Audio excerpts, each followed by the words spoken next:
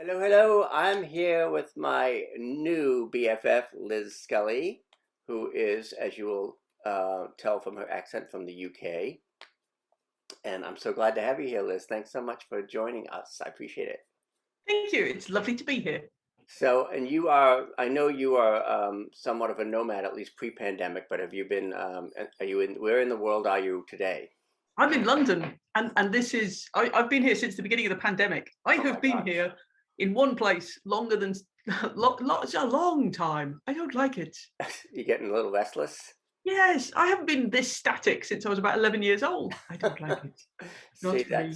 that's the opposite for me, the pandemic. I'm like, oh wait, yay, I don't have to go anywhere. So however, um, let me ask you first, it has nothing, apropos of nothing, but I see it in your background.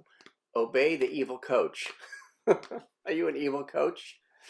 Well, in the nice way. Yeah, Evil Coach is a new launch. It is the weirdest, and I have to say the thing that I adore most of the world. I don't know if I've actually told you about this, but it is a mix of BDSM, kink, and strategy linked together. Oh, So that most people don't understand kink, most yeah. people don't understand strategy. Frankly, if you understand both of them better, A, it's amusing, and B, you'll get much better results. Well, that sounds like fun. That's cool. I love the branding stuff. Thank So, you.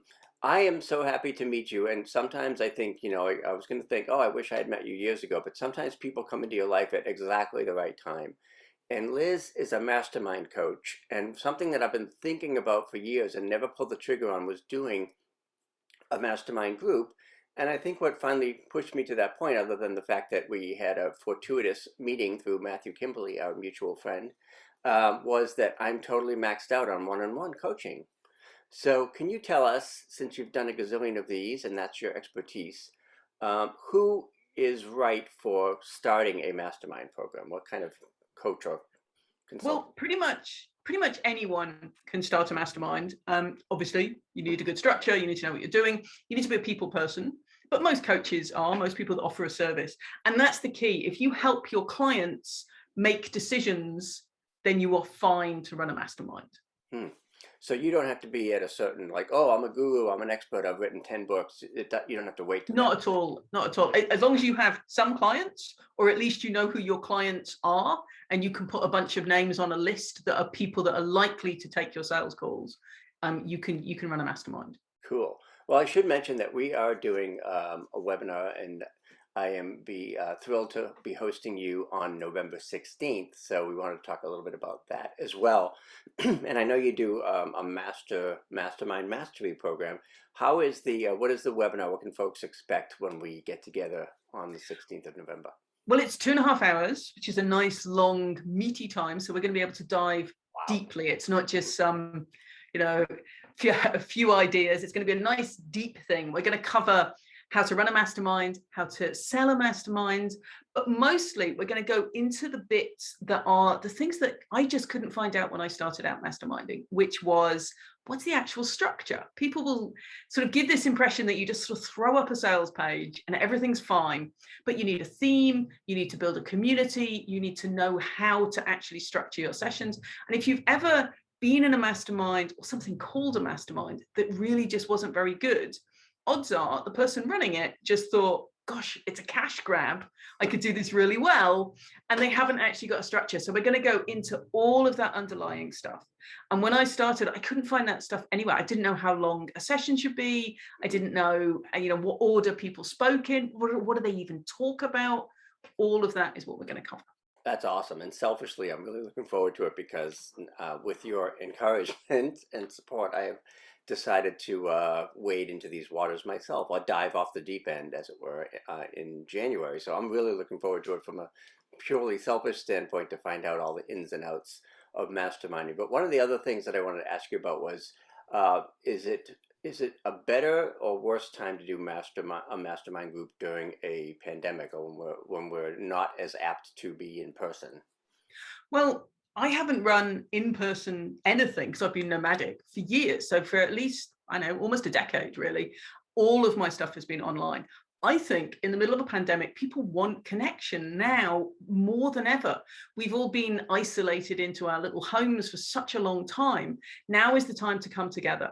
Yes, we've spent a lot of time on Zoom, but we've also all found that you can have a deep connection on Zoom. And we've seen how a bad Zoom can just be one of the most painful things in the world. So learning how to do it properly really makes a big difference.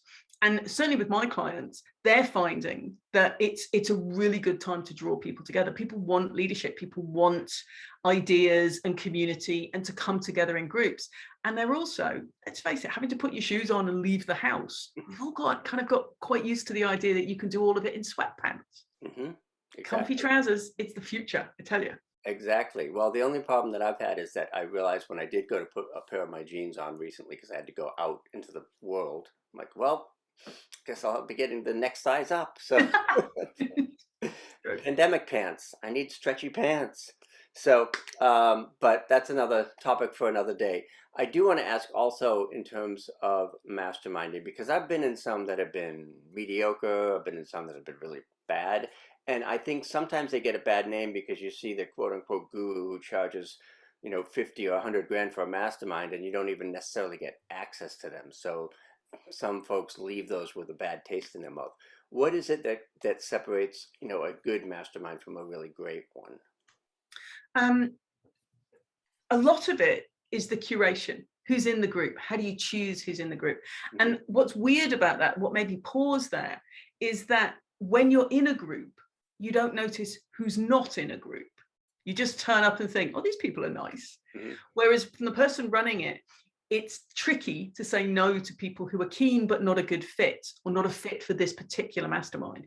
Right. If you're really careful with your curation, if you know what to look for, to get a mix of people and a mix of businesses or a mix of personalities, then you can make sure that you're right from the beginning, you're set up to succeed with a mastermind. I've certainly turned up to masterminds and thought, oh, that person's just starting out, or that person's really why am I in a group that has this mix of people? Or where the person running it doesn't really seem that interested. As you said, sometimes they don't even turn up to them. Mm-hmm. Yeah.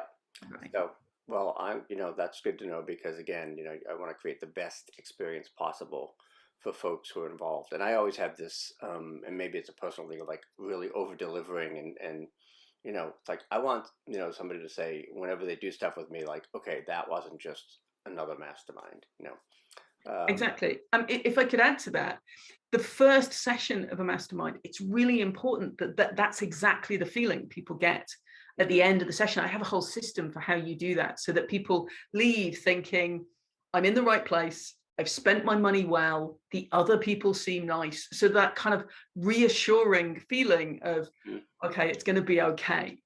Right. Yeah. And the chemistry of a mastermind, like you said, is so important. And is that just something, like you said, you curate from the beginning and you basically have to hand select people who will be a good match and a good fit? So you hand select them. You have a system that builds that into it, so that once you've got a good group of people to work with, you then use a structure that means that everyone speaks every time, that you make sure that you as the person running it is continually kind of stirring that feeling of community into things. Mm-hmm. And I think it's that part of it, because community, yeah, it can happen on its own, but it's actually a conscious thing that you can build and you can make better all the time. So with masterminds I run, about the third month in, people begin to sort of fall platonically in love with the group and the process.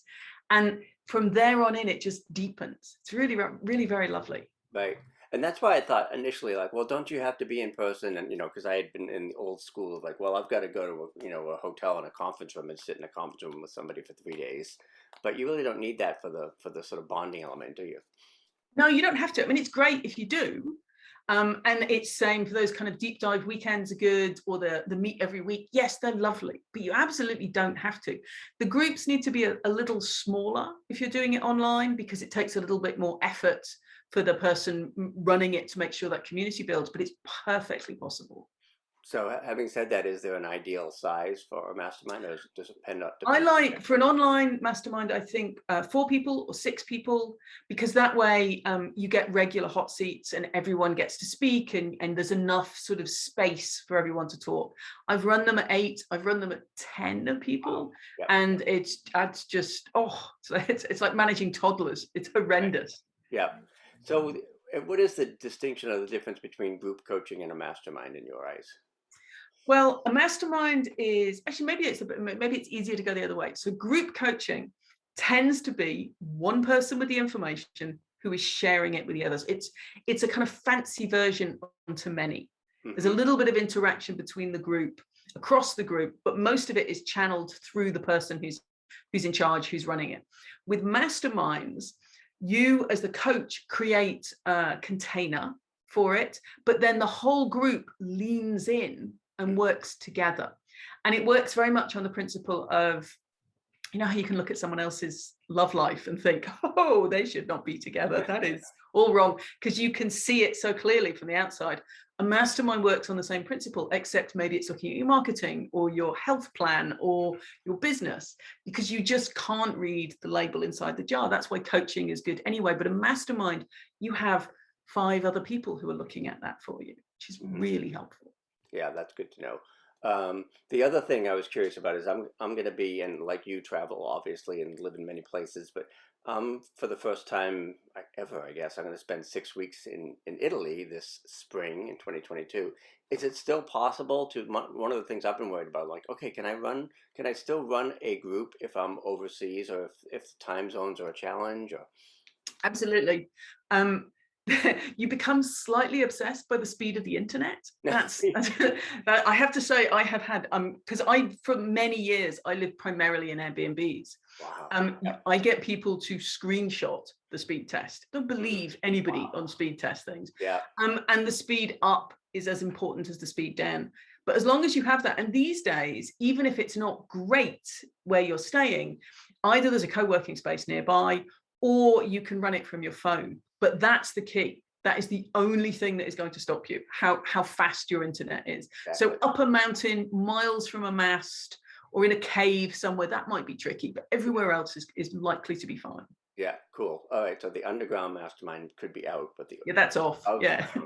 And I'm always looking for all these Kickstarter and Indiegogo, little hotspots and Wi-Fi things and things like that. So I hope that I will be well equipped. Oh, there goes Rocco. He has to make an appearance during every interview.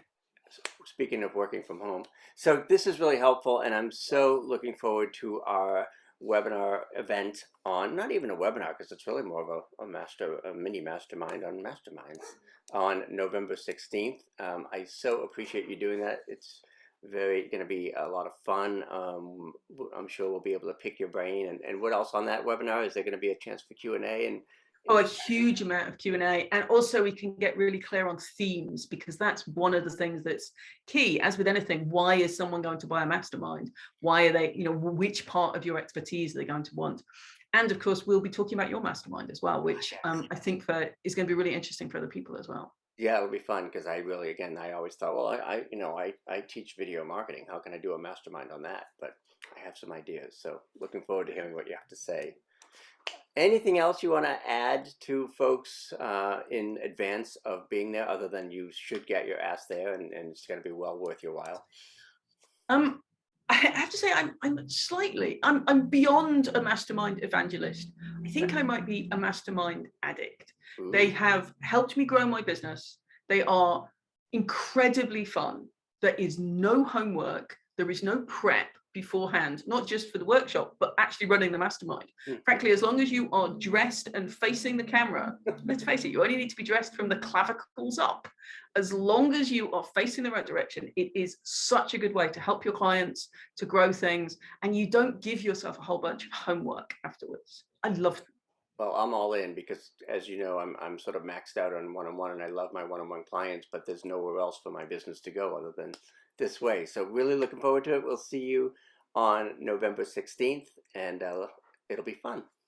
Yay.